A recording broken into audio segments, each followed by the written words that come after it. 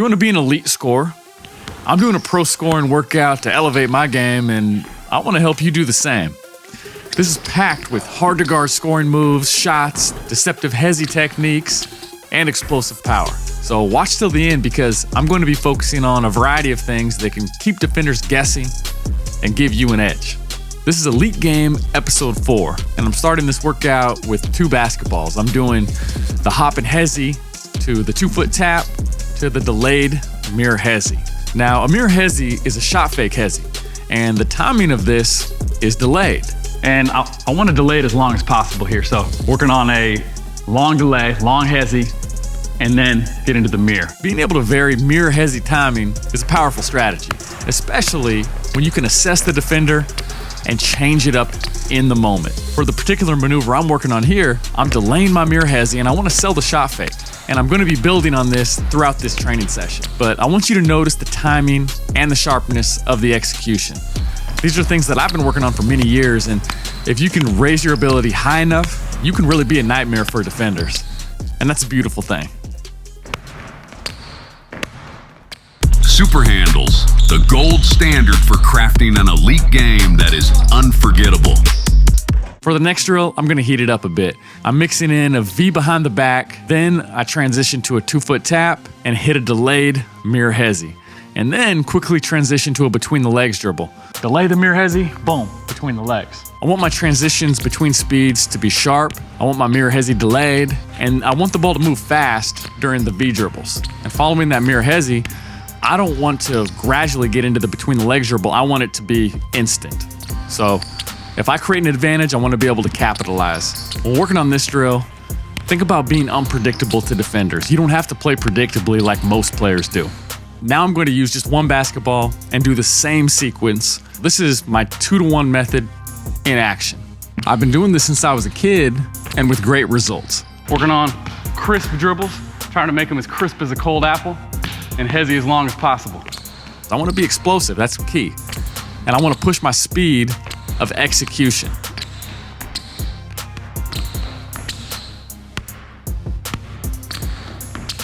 For the next drill, I'm adding a mid-range jumper to the sequence. I need to transition sharply from that mirror Hezi to the between jumper, which should be explosive. The key for me here is to sell the drive and then immediately transition to a scoring jumper. Not a cupcake jumper, but a scoring jumper. There's a big difference. Can you tell the difference? I don't want to take a long time from here to there. Players often go here, bring it over here, and then go up for the shot. That's too slow, especially if you want to be as hard to guard as possible. I've got to push my speed. Oh my gosh.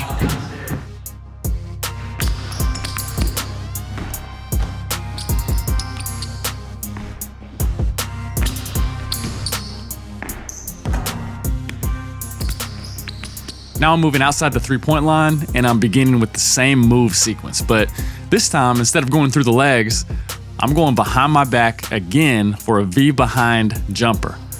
This last movement should be violent in order to sell the drive. Deception in order to create an advantage is what this is all about. 2-foot tap on them. Being able to create shots for yourself and for your teammates can really set you apart. And if you play with imagination, that can make you stand out even more, which I think is lovely. In the next drill, I started behind the free throw line, performed the super deluxe move as rapidly as possible, followed by a behind the back pass off the backboard. Then I caught the ball one-handed and repeated the drill. Creativity really makes the game more fun. While this really can make your game stand out if you can do it well, not everybody appreciates it. I remember one time when I was in high school in a practice and I was playing for a coach that didn't appreciate my passes. I was on the fast break and I put the ball behind my back and then threw it behind my back to this guy who laid it in, by the way. He caught it, laid it in, it was 2-on-1, and the coach was angry. The guy caught the ball and laid it in, and he was still mad at me for throwing the pass. He said, "Don't give the official the chance to call a travel." Does that look like a travel to you? Not even close. Some coaches really feel themselves and they love the power they exert over players. Some do. And it's a disgrace. But this type of game that I like to play and that I teach is a fun way to play. It allows you to use your creativity while still playing within the rules of the game, while still playing to win and make your team better. And it gives you an advantage because you're not limited by conventional ways of playing, by conventional skills. You can be creative with the basketball so that you can get the job done. And it makes you harder to defend, harder to figure out, makes you more unpredictable.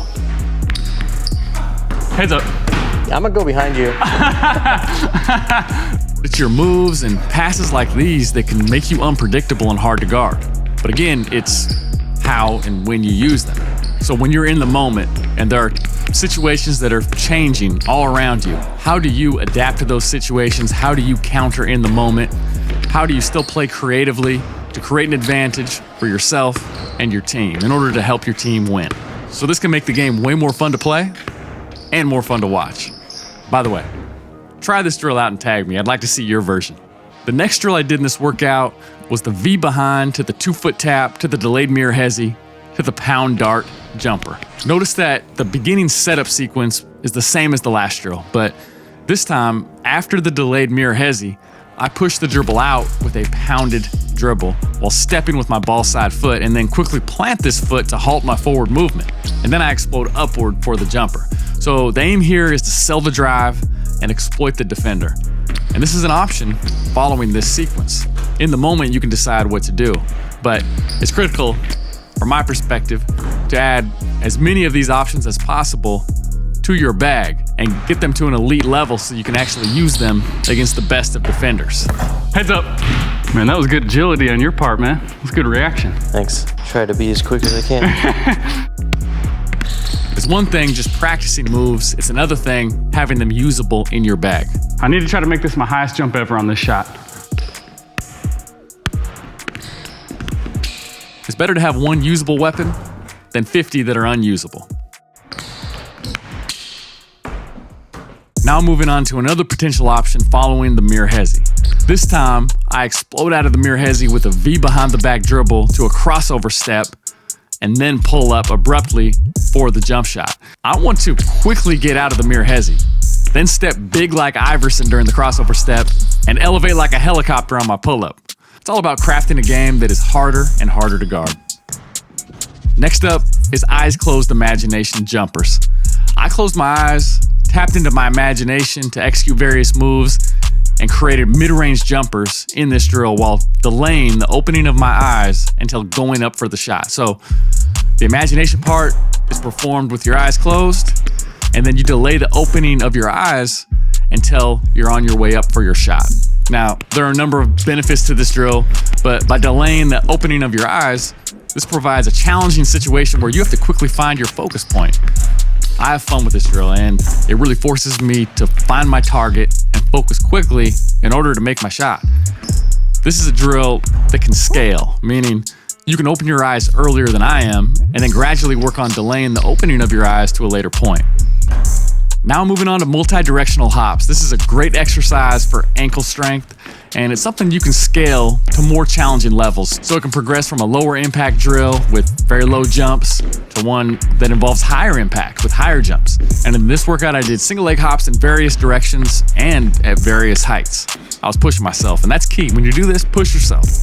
Challenge your ability to move in different directions with these hops. Next up is single leg pad squats. I have a barbell on my back. I'm in the Smith machine and I have my rear foot elevated. And then I lower my knee down and I rest it on the pad. I'm just using one pad here and then I explode upward. I'm measuring my bar speed. I want to explode upward as rapidly as possible. And I'm implementing the static dynamic method by resting at the bottom and then exploding upward. So I'm not just tapping and going. I'm actually resting at the bottom and then boom, exploding upward. I began with 135 pounds and then I went up to 205 pounds. And I monitored my speed with a Tendo unit, which pushed me to give everything I had on each rep because I want to explode upward as fast as I can. I have records I'm trying to beat, so this really helps me get the most out of each training session. Now I'm doing single leg depth jumps with 3 variations. The first one here is with a 24-inch drop, and I'm landing on one foot and jumping vertically as high as possible. The second variation is a hurdle jump, so land and then jump over the hurdle.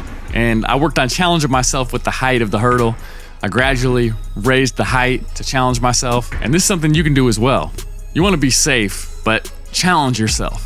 The third variation I'm doing here is a 30-inch drop, and I'm landing on one foot and jumping as high as possible. And I'm measuring how high I jump, so I'm continually seeing how I'm performing, and I'm trying to jump as high as possible. I want to break a record, that's the aim. This could be an all-time record or a record for the day. Yuri Verkhoshansky was the inventor of the depth jump, and I've learned a great deal from his work. These are shock method exercises, and they can provide quite a stimulus for adaptation. Next up is weighted ankle circles. These are controlled ankle rotations using weights. Then I rotated my leg sideways and did ankle in-outs. I also did weighted single leg calf raises in this workout. I've been serious about calf strength since I was toe high to an elephant, and I'll often do calf raises throughout a given day. In this workout, I went from a full stretch to an explosive calf raise. I began with 135 pounds and then I moved up to 240 pounds. In various movements I do on the court, I'm using my hip flexors, so I want them to be as strong as possible. So in addition to practicing those movements as explosively as I can, I also do resistance exercises such as weighted hip flexor knee drives. I started here from a stretched position and I drove my knee up explosively with heavy weight. Now I'm gonna work on my hamstring strength by doing a series of stop short Nordics. I'm gonna go down like this, get close to the bench, but I'm not gonna go all the way, and then pull it back to the starting point. I wanna go up as quickly as possible from here. And I did 3 different variations. The first variation was with slow eccentrics and fast concentrics. So slow on the way down and as fast as possible on the way up. In the second version, I did banded stop short Nordics, so I was using band resistance. And I went down fast and then tried to change my direction as fast as I could and return back to the starting point. So this is challenging. I want that change of direction to be as rapid as I can. And for the third version, I'm doing it with just body weight, fast down and fast up. You can scale these to your current ability. You can add pads in front of you so you don't have to go down as far. And then you can gradually build up to doing these stop short Nordics. If you want to know more about this, let me know. But you can scale it back and then gradually build up as you get stronger. And then after this, I did tibialis raises for my ankles. And let me tell you, that muscle on your shins, the tibialis, man, it's a burner, but it's a good burn. Throughout this workout, I shot free throws, and then I finished at the end by making 20 in a row. As the legendary Portland Trail Blazers announcer Bill Schonely used to say, 19. You've got to make your free throws. 20. If you want your dreams to become a reality, ask yourself the question, do my actions match my ambitions? This is Elite Game Episode 4. If you happen to know someone who's elite-minded and ready to level up like you are, go ahead and send them this video. I'd really appreciate that. And be sure to check the next episode. Gain the super handles advantage.